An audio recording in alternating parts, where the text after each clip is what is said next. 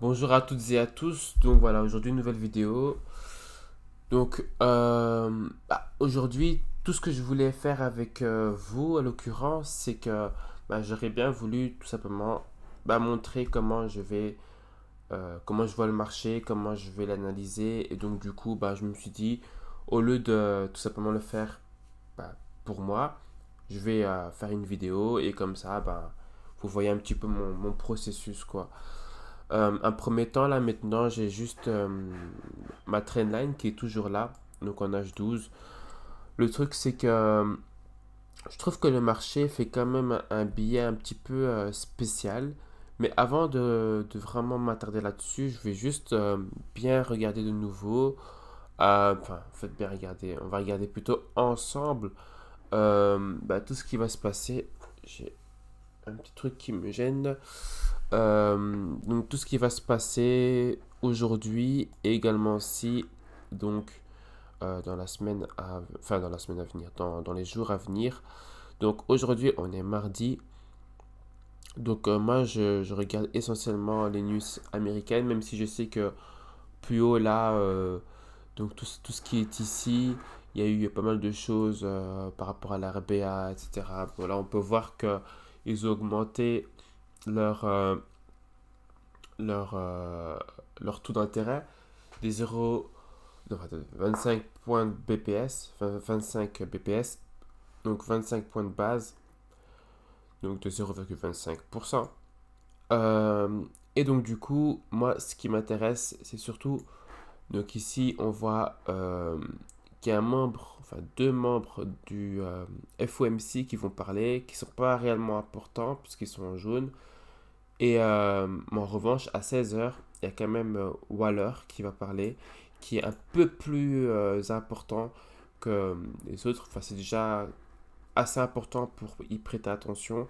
Et puis de nouveau à 19h25, euh, où justement, il y a quelqu'un qui parle qui n'est pas réellement aussi important. Moi, en fait, aujourd'hui, je trouve ça un petit peu, comment je veux dire ça, tricky. Ah, ben c'est peut-être dû à ça, tiens. Donc demain, il y a Powell qui va parler à 15h15. Donc ça, c'est hyper important. Alors heureusement aussi qu'avec le prop firm où je suis, il n'y a pas de... Enfin, donc c'était 5 jours où je devais, les 5 premiers jours, je devais trader. Absolument, je devais prendre des positions, etc. Mais maintenant, je suis dans une période où je ne suis plus obligé de trader. Et ça tombe bien parce que justement, il y a donc Paul qui va parler, un premier temps. Et un second temps, en fait, c'est ce que je voulais montrer auparavant, mais je trouve le marché assez spécial et je vais vous expliquer aussi mon point de vue. Donc déjà, si vous avez regardé mes vidéos précédentes, surtout la dernière vidéo précédente, vous savez déjà comment je vois le marché actuellement par rapport au taux, par rapport à la croissance américaine. Et donc du coup, on peut même constater certaines choses. On peut constater certaines choses également aussi par le biais de, comment ça s'appelle encore, le bon d'état sur 10 ans, enfin le rendement même des bons d'état sur 10 ans. En fait, il y a une différence entre, comment je vais expliquer.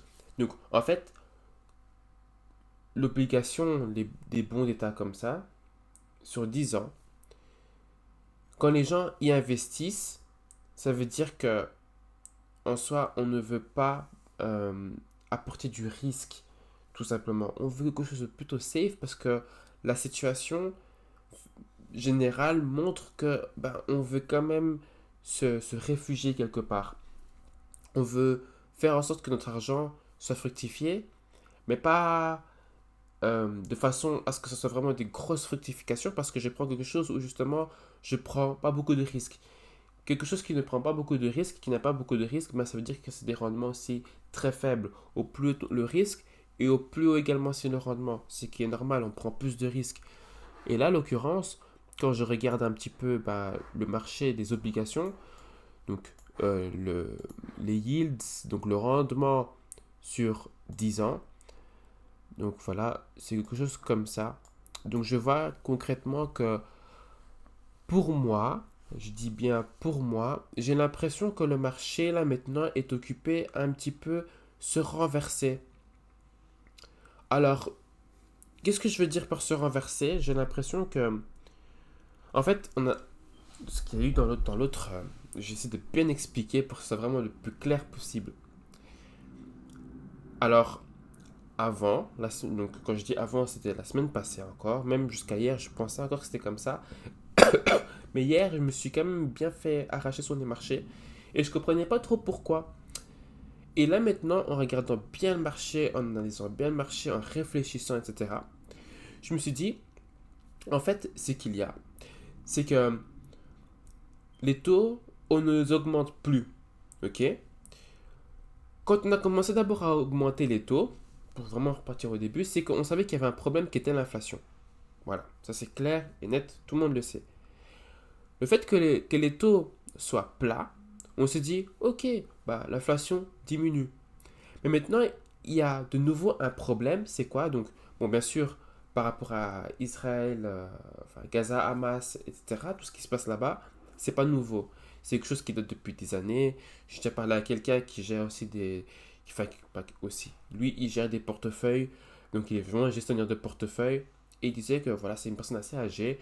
Il me parlait déjà des années 70 où le pétrole avait déjà augmenté de x4, etc. Donc voilà, quelque chose qui n'est tout simplement pas nouveau. Le truc là maintenant, c'est que on est donc sur ce niveau de taux plateau, mais l'emploi n'est plus aussi bon qu'avant. Même, il commence vraiment à dire que ça sent mauvais, ça commence à avoir un problème. Donc ça veut dire que sur le problème qu'on a résolu, parce que l'inflation reste notamment toujours assez haut. Et d'ailleurs, je ne sais même pas exactement combien est l'inflation américaine et je vais en profiter tout simplement parce que voilà, je fais l'analyse directement aussi avec vous. Donc je vais en profiter pour regarder si maintenant, enfin à combien est donc l'inflation américaine. Donc d'abord, je regarde si c'est assez grand pour vous, comme ça vous voyez euh, également si ce que je regarde, ce que je vois. Donc on voit que l'inflation est à 3,70 et on sait que l'objectif est à 2%. Je vais quand même bien m'assurer. Donc voilà, 3,70 et on forecast quand même à 3,80. Ok, donc là on voit que pour le 14, donc c'est dans une semaine précis, vu qu'on est là le 7, euh, on a quand même...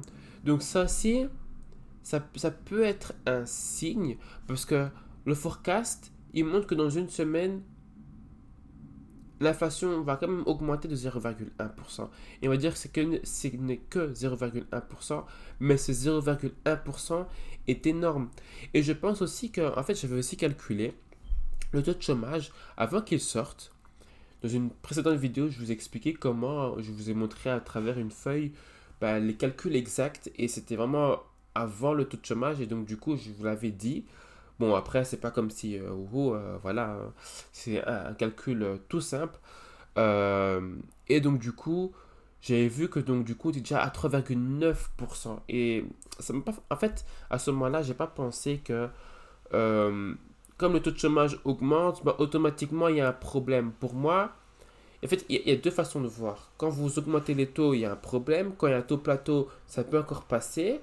Mais quand on réduit les taux, il y a aussi un problème. Parce qu'en fait, euh, il n'y a pas de système monétaire parfait avec une balance parfaite. Soit on est à trop ou soit pas assez. Il n'y a pas de balance parfaite, ça n'existe pas. Donc simplement, allez, l'inflation est trop élevée. Alors du coup, on va augmenter les taux. Ah ok, on stabilise sur un taux plateau. Mais attendez, on arrive sur un taux plateau.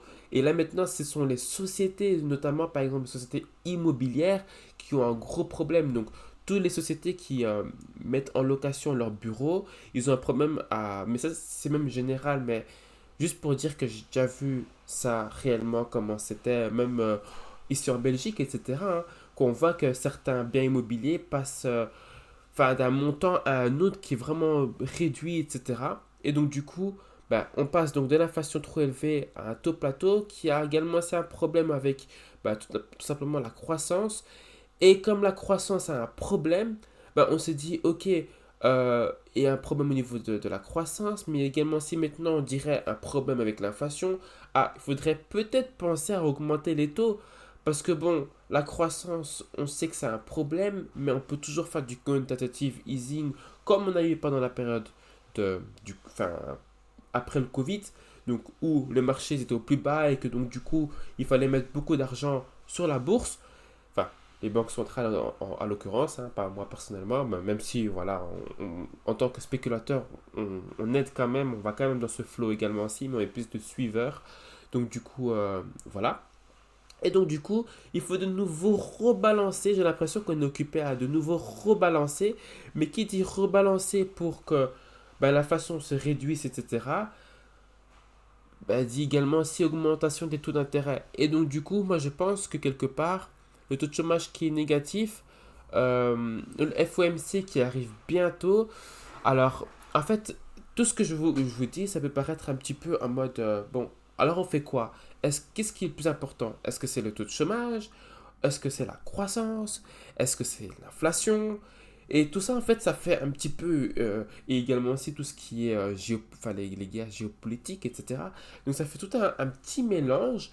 Et le fait de ne pas savoir, d'être là en mode, bon dans quelle situation on se trouve là maintenant, en fait, l'incertitude crée des problèmes. C'est-à-dire qu'on ne sait pas, et comme on ne sait pas, on préfère mieux ne pas investir dans un truc risqué parce que je risque de perdre de l'argent, tout simplement. Et cette incertitude-là, on le voit clairement aussi sur les marchés. Quand vous regardez par exemple ma façon de trader, donc moi c'est par exemple donc break of enfin pas d'une structure mais d'une trendline, c'est quand même une structure haussière. Donc voilà, on voit clairement que ici, juste un petit fake out, mais hop, ici ça rebounce, ici ça remonte. Donc je pourrais concrètement dire que par exemple, pour que ce soit euh, plus visuel pour vous, pour que vous compreniez vraiment ce que je veux dire, c'est que voilà, il y a des moments où concrètement le prix explose et voilà quoi. Donc on voit quand même que c'est du solide cette trendline. On voit clairement que voilà, on y allait.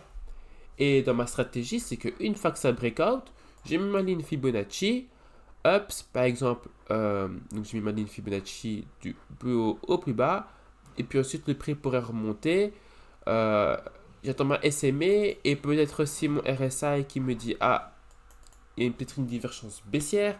Et hop, je rentre. Je ne vais pas rentrer dans les détails de ma stratégie, du moins ici, sauf si on me pose la question. C'est juste une stratégie que j'ai également aussi prise de quelqu'un d'autre. Mais ça devient en fait sa propre stratégie, hein. Et puis, en fin de compte, je me rends compte que là maintenant, il y a beaucoup de.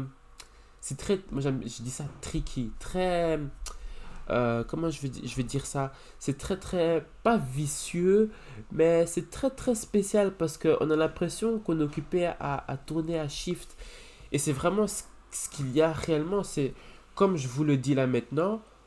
Là peut-être vous sentez que je suis vraiment en mode, il y a beaucoup d'incertitudes, etc. On ne sait pas. Et c'est le fait de ne pas savoir qui fait qu'il y a encore plus d'incertitudes. Et si maintenant vous me comprenez et que vous vous dites, ok, c'est vrai, moi aussi je suis dans la même situation, eh ben, toi et moi, on n'est pas les seuls. Il y en a encore des autres qui peuvent également aussi être dans cette incertitude-là, qui fait en sorte également aussi que tout le monde soit dans l'incertitude et que comme il y a le trader A, B, C, Z, Y, Z, Jean, Yves, tout le monde commence à être incertain, plus personne ne veut commencer à investir en masse dans les choses actives, dans les choses qui rapportent beaucoup de rendement, mais qui sont très très risquées. Et donc du coup, là maintenant, je me dis tout simplement, ok, je suis dans l'incertitude, je ne sais vraiment pas quoi, comment faire. J'espère franchement que vous n'entendez pas trop l'aspirateur, parce que voilà, désolé, hein, mais voilà, c'est le mauvais moment pour passer à l'aspi. Puis donc du coup là maintenant, je vais d'abord regarder ce que je trade réellement.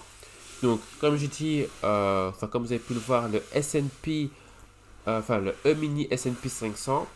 Et c'est dommage que, en fait, à l'ouverture, il y a, donc ça je vais encore revérifier, mais qu'il y a, comment je veux dire, le FOMC, parce qu'il me semble que c'est uniquement le FOMC avec Powell que je ne peux pas trader.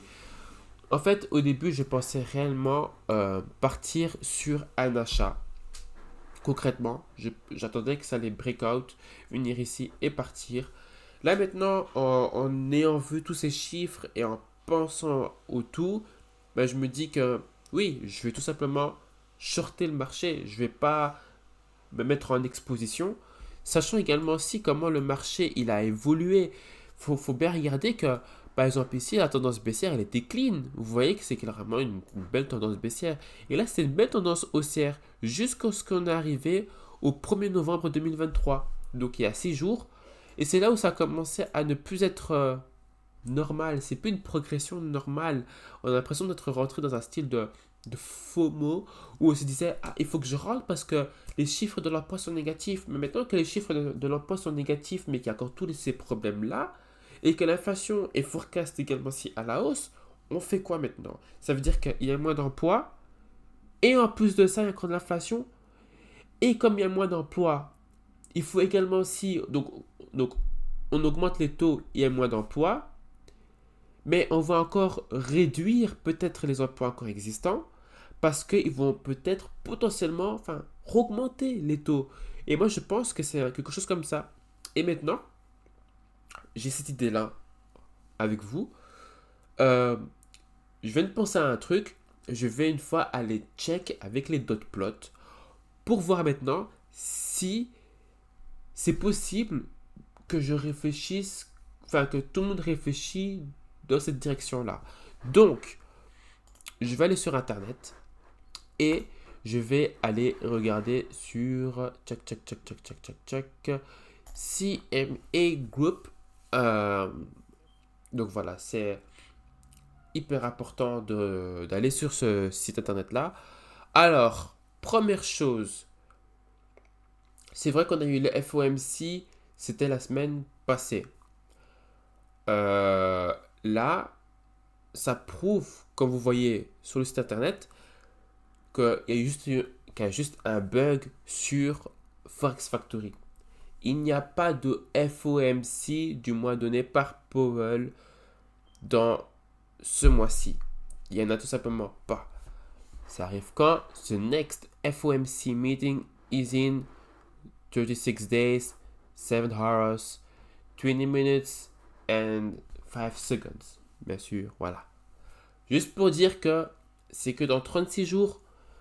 Donc du coup, j'ai aucune raison pour l'instant de, de faire attention au FMC. Alors, une autre chose, donc là c'est juste les probabilités, hein, donc comme c'est écrit ici, je vais juste vérifier comme c'est écrit ici. Déjà c'est meeting target probabilities for 13 December. Ah, ils disent quand même le 13 décembre. FED meeting. Donc, donc peut-être que. Donc, il y a peut-être un FED meeting. FED meeting. Alors, je vais te faire regarder. Tout ça, en fait, c'est beaucoup de recherche. En soi, quand on veut faire ça, comme. Enfin, quand on exerce ça, en fait, je pense souvent aux personnes qui viennent de commencer. Et on a l'impression que tout est facile, mais qu'il y a beaucoup de choses à devoir regarder, etc. Et qu'il faut toujours bien vérifier également aussi. Donc, FED meeting.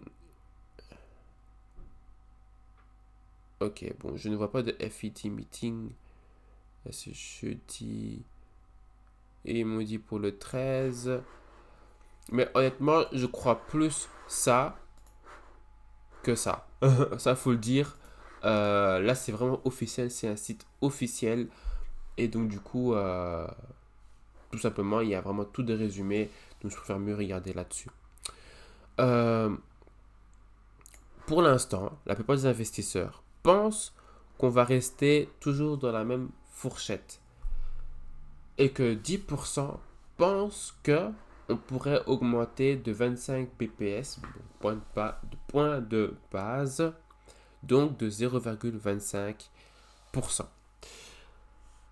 Honnêtement, je suis plus dans cette catégorie-là, mais pour l'instant, la plupart des personnes pensent qu'on va rester dans cette catégorie-là.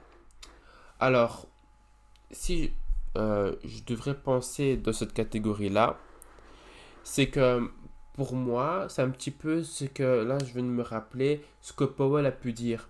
Ça veut dire que lui, même dans mes précédentes vidéos, je l'ai dit, qu'il attend d'abord de voir deux CPI, puis de voir, enfin, eux, parce que lui, c'est le représentant, c'est le président, mais c'est tout un conseil, hein.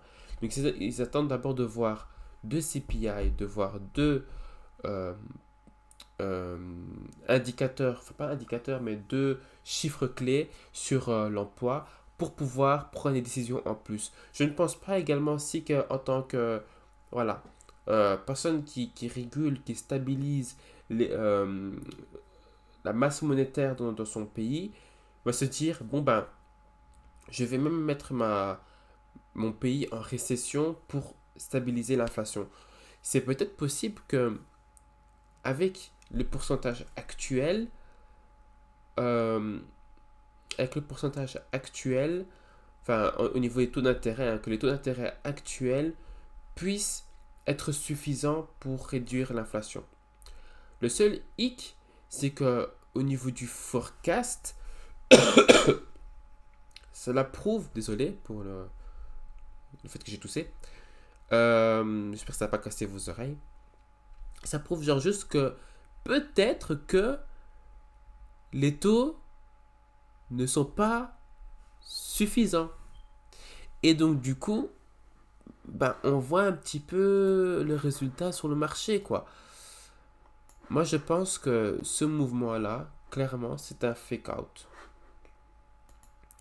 Donc, je pense clairement que c'est un fake-out. J'aime bien également aussi ce niveau ici, des 4370,00.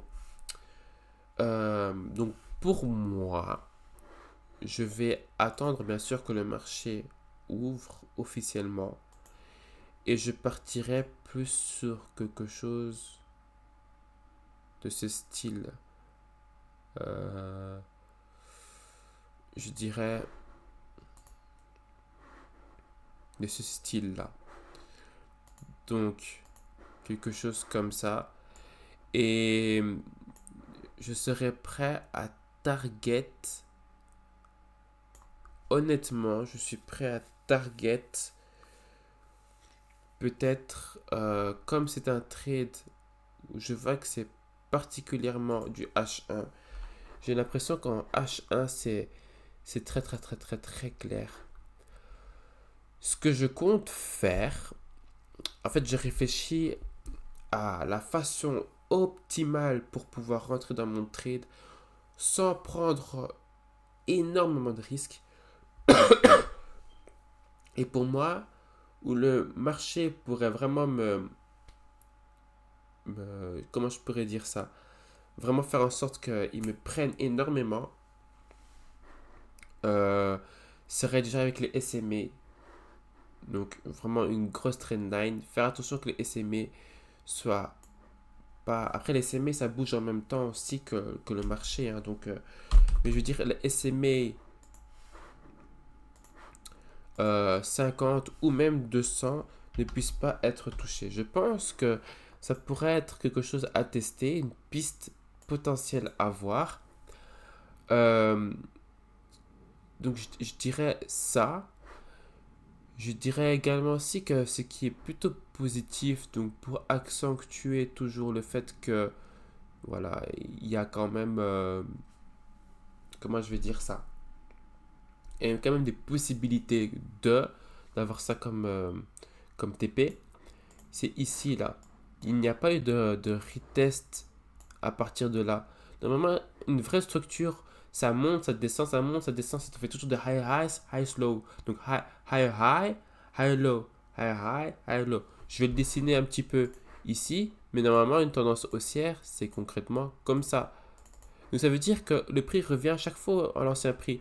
Et là, on le voit clairement. Donc il est monté ici, il est descendu, il est venu ici, légèrement. Bon, voilà. C'est pas à la perfection même, hein, mais ici, ça a bel et bien été retesté. Puis ici, bon, ça fait un petit truc bizarre. Mais à partir de là, c'est juste encore monté. Donc pour moi, je ne comprendrais pas pourquoi tout simplement le prix ne reviendrait pas à ce prix-là. Alors je vais juste mettre un chargeur.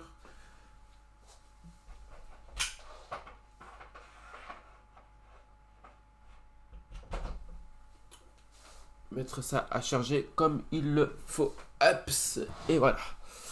Alors, attendu dans le rouge, le marché s'inquiète de la situation économique. Ah ben voilà. On va une fois voir ce que ça dit. Alors, voilà.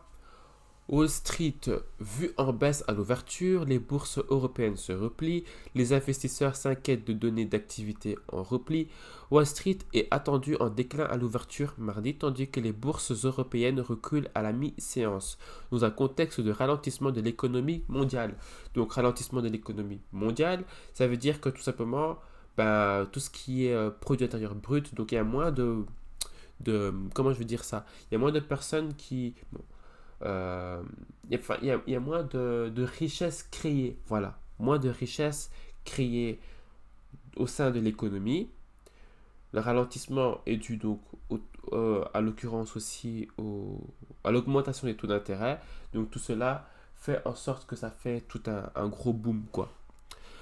Alors vous allez peut-être me dire aussi pourquoi il y a eu tout ce rallye, pourquoi les prix ont augmenté. En fait, c'était juste sur le moment même. On s'est tous dit, ah mais oui, voilà, l'inflation occupe à se réduire. Et en plus, on a une économie solide parce que le PIB augmente, donc notamment aux États-Unis, hein, je dis on, mais même si je ne vis pas là-bas, voilà. Et également aussi, le taux de chômage, l'emploi était toujours solide jusqu'à ce qu'on voit les faits. Et les faits nous ont dit le contraire en fait. Donc du coup voilà. Les futurs sur indice new-yorkais suggèrent une ouverture de Wall Street dans le rouge, le Dow Jones cédant 0,23%, tandis que le Standard & Poor's 500, donc le SPX, abandonne de 0,25% et le Nasdaq de 0,2%. À Paris, le CAC 40 décline de 0,58%. Donc voilà, blablabla. FTSE stable est stable et 0,32% de perte pour le DAX. L'indice pan-européen FTSE Europe First. Donc ça, j'avoue qu'au début, j'avais jamais vu FTSE Eurofist et je ne l'ai jamais tradé. Les choses vraiment connues, SPX, Dow Jones, CAC 40, donc DAX, mais DAX 30 et Eurostock 50, c'est des choses que j'ai toujours, depuis le début, je connais ces indices-là. Bon, alors là, pour moi, c'est un truc, j'ai l'impression que c'est sorti hier, quoi. Alors que c'est peut-être là depuis, je sais pas combien de temps. Enfin bref. En zone euro, les prix à la production ont ralenti au rythme attendu. Bon, ça, on s'en fiche. Enfin, pas qu'on s'en fiche, mais bon, voilà. C'est toujours pour savoir. C'est pour le consensus. La production industrielle en Allemagne, la première économie du bloc, a décliné plus que prévu. Ça, en fait, c'est pour les personnes qui traitent surtout le FX. Je dirais que, voilà, vous voyez ça en Europe. Peut-être que, et vous voyez peut-être des inquiétudes également aussi au niveau des US. Peut-être partir sur du chiffre. Je dirais peut-être que c'est... Enfin, je sais pas encore. Hein. Enfin, je sais pas encore. Je ne sais pas du tout, parce que je regarde plus ça. Mais peut-être que petit à petit, le yen pourrait commencer à prendre son ampleur. Et que petit à petit aussi, le franc suisse... Enfin, le franc suisse avait déjà depuis un petit temps qu'il prenait quand même pas mal de force. Et peut-être également aussi, comme le franc suisse augmente la corrélation avec l'or. Donc voilà, je pense qu'il y a quand même quelques pistes à pouvoir aller voir si maintenant vous tradez plus le forex. Alors ici, ce qui est assez intéressant aussi, il y a deux, trois choses même que je lis là comme ça. Donc en Chine, les données d'exportation ont également déçu, faisant craindre un repli de l'activité mondiale et un ralentissement de l'économie chinoise. C'est très important. La baisse du pétrole et des rendements liés aux mauvaises données chinoises ne suffisent pas à améliorer le moral des investisseurs et soutenir les actifs risqués. C'est exactement ce que je disais tantôt. Ajoutant à la prudence, plusieurs responsables de politique monétaire américains s'exprimeront cette semaine, dont le président de la Banque centrale Jerome Powell, le membre du conseil de gouverneur Lisa Cook, le président de la Fed de New York John Williams et la présidente de la Fed de Dallas Lori Logan. Donc du coup, je pense que ce qu'il y a donc sur Fox Factory est juste. Peut-être que je ne comprends vraiment pas pourquoi dans le CMI groupe ce n'est pas mentionné. Je n'ai aucune idée. Euh, Tout simplement, je vais être attentif euh, à ce qui pourrait être dit. Et je me dis aussi que, enfin, pour moi, c'est très très très spécial parce que, à l'occurrence, Powell est déjà venu discuter, enfin, parler de ce qu'il comptait faire. Mais c'est peut-être dû à l'emploi, enfin, aux news, à l'actualité de l'emploi qui sont passé après que Powell soit, qu'il est simplement partagé avant la conférence de presse. Et donc du coup, je pense que c'est ça qui fait que, tout simplement, peut-être qu'il se sent un petit peu obligé de revenir parce que, à l'occurrence, comme les investisseurs, euh, comme j'ai pu donc le dire avant, moi non plus, j'ai pas envie de risquer en soi. Je préfère mieux avoir un truc plutôt chill, plutôt cool. Le truc, c'est que comme je trade qu'un actif, au lieu de l'acheter, je vais tout simplement le vendre à découvert enfin, pas espérer, mais voir si je pourrais pas choper du profit par rapport à ça. Et pour les personnes qui ont tradé, par exemple, hier, lundi 6 du 11 2023, à l'ouverture du marché américain, je sais pas pour vous, mais moi en tout cas, j'avais deux targets. Au début, je me suis dit que j'allais mettre en risk on, enfin pas risk on, mais j'allais acheter l'actif, toujours en pensant avant de ce que je pense là maintenant. Et je me suis dit, ah, je vais partir dans cette direction-là. Ben, le trade est réellement parti en achat et a fait un gros spike. Le problème, c'est que je me suis déjà fait sortir plusieurs fois avant, tout simplement parce que il montait, il descendait, puis d'un coup il est monté en rallye pour aller toucher mon TP. Et je me suis dit, avant ça, parce que je voyais un peu le marché en double sens, c'est-à-dire que techniquement, je pensais à la chute, mais au niveau fondamental, je voyais que ça partait vraiment vers la hausse. Et là maintenant, je vois les deux qui se concordent, aussi bien technique que fondamental. Donc je me dis que je vais shorter tout simplement le marché parce que j'ai vraiment pas envie de risquer. Plus encore l'actualité qui en parle, je pense que ça pourrait confirmer ce que j'ai dit depuis tantôt et que donc du coup, je pars sur un short sur le E-mini S&P 500. Alors maintenant, au niveau de la technique, ça sera pour moi assez simple. Enfin, pour moi assez simple. Je veux dire que je sais déjà concrètement comment je vois les choses. Maintenant, une première chose à vérifier, c'est par rapport à mon broker, enfin à mon propre firm plutôt, voir si je peux trader si Powell ne parle pas. Parce que, admettons que maintenant je peux et que les autres on s'en fiche un petit peu, ça veut dire que je vais rentrer là à l'ouverture, donc d'ici 1 heure et 35 minutes à l'ouverture. Je vais attendre un petit peu que ça se replie, enfin que peut-être tout se passe et que, parce que parfois c'est très très très volatile. Euh, je vois également aussi que ici il y a eu une légère divergence, enfin pas une divergence même, parce que le marché était quand même, c'est pas, ça divergeait même pas. C'est juste que ça allait dans le sens du RSI. Et donc du coup, je pense que c'est une bonne idée de shorter parce que au moins ici je vois que le marché directement est descendu et donc du coup je dirais même peut-être ouais, on est quand même sur du 2.5, ça c'est pas bon. Faudra que j'attende une bonne confirmation avant de pouvoir rentrer. Sinon, je ne rentrerai pas dans ce trade-là. De toute façon, là, c'est sur du H1. Je vais un petit peu voir comment je pourrais potentiellement rentrer. Donc, je vais prendre ma ligne Fibo que je vais mettre ici. L'analyse fondamentale, c'est vraiment pas mal, hein. Ça permet vraiment de pouvoir se situer, quoi. Alors, je vois qu'ici, il y a déjà eu un retest sur les 61% Fibo et également aussi sur le 50.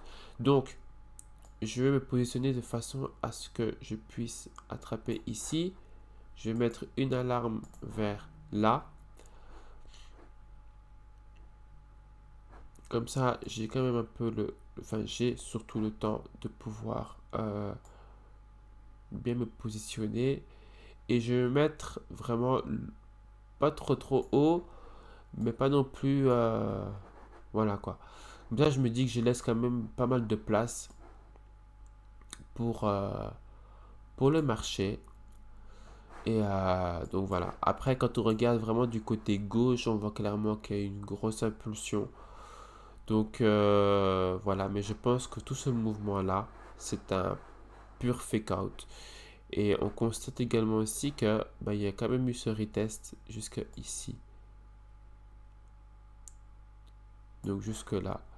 Et donc du coup, je dois être 2,80 je crois. Allez, 2,78.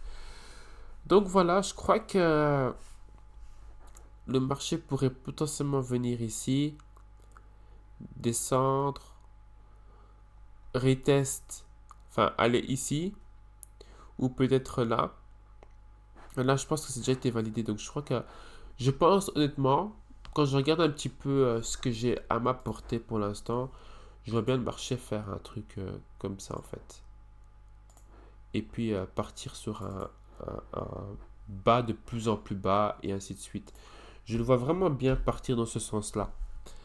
Donc du coup, voilà, je pense que c'est tout. Là, c'est une vidéo de 37 minutes. Comme vous le savez, j'aime bien les vidéos bien longues. Comme ça, je vous explique tout ce que je pense, tout simplement, tout ce qu'il y a à savoir selon moi. Et puis, donc du coup, maintenant, je vais vérifier si je peux donc trader pendant les autres membres du FOMC, ou si genre juste pendant les conférences de presse. Et puis, je vous dis donc à la prochaine fois pour une nouvelle vidéo. Et donc, du coup, passez une bonne journée, une bonne soirée, une bonne après-midi. Et à la prochaine. Ciao.